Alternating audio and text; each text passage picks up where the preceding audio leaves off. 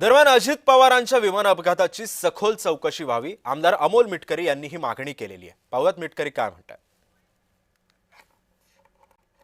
आपल्यासोबत राष्ट्रवादी अजित पवार गटाचे नेते अमोल मिटकरी आहेत। आपण थेट त्यांच्याशी बोलूया।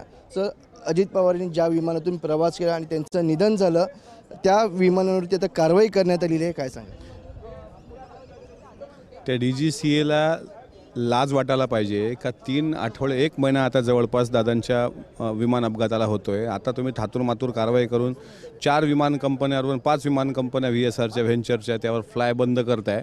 ही मलमपट्टी आहे तात्पुरती। DGCAच्या भ्रष्ट अधिकाऱ्यांनी ज्या पद्धतीनं या विमानाला दादांच्या प्रवासाकरता नियुक्त केलं आणि त्याच विमानाने दादा गेले पाहिजे असं प्रवृत्त केलं, त्यामुळे दादांच्या जीवनाचा असा दुर्दैवी अंत झाला असेल तर हा सदोष मनुष्यवधाचा गुन्हा DGCAच्या सर्व अधिकाऱ्यांवर दाखल होईपर्यंत आम्ही शांत बसणार नाही। ब्लॅक बॉक्ससाठी वेळ लागला सापडायला आणि दुसरा याला वेळ लागला, म्हणजे ह्या DGCAच्या अहवालाला। आता ब्लॅक बॉक्स अख्खं विमान जळलं, विमानाचा टेल सुरक्षित असताना ब्लॅक बॉक्स कसा जळतो?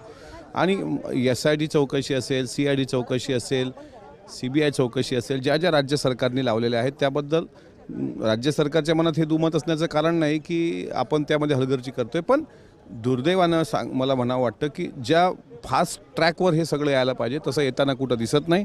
आपल्या राज्याच्या मुख्यमंत्र्यांना सर्वांनी मिळून पत्र द्यावं की ही चौकशी फास्ट ट्रॅक कोर्टावर आणा, आणि जर DGCAवर गुन्हे दाखल झाले नाहीत तर मी तुम्हाला सांगतो अधिवेशन संपल्यानंतर अख्खा महाराष्ट्र पिंजून काढू आणि एक जन आक्रोश काय असतो तो DGCAला दाखवून देऊ। व्हिडिओ जर्नलिस्ट सिद्धांत उबाळेसह मनोज जायकर, जय महाराष्ट्र न्यूज, मुंबई।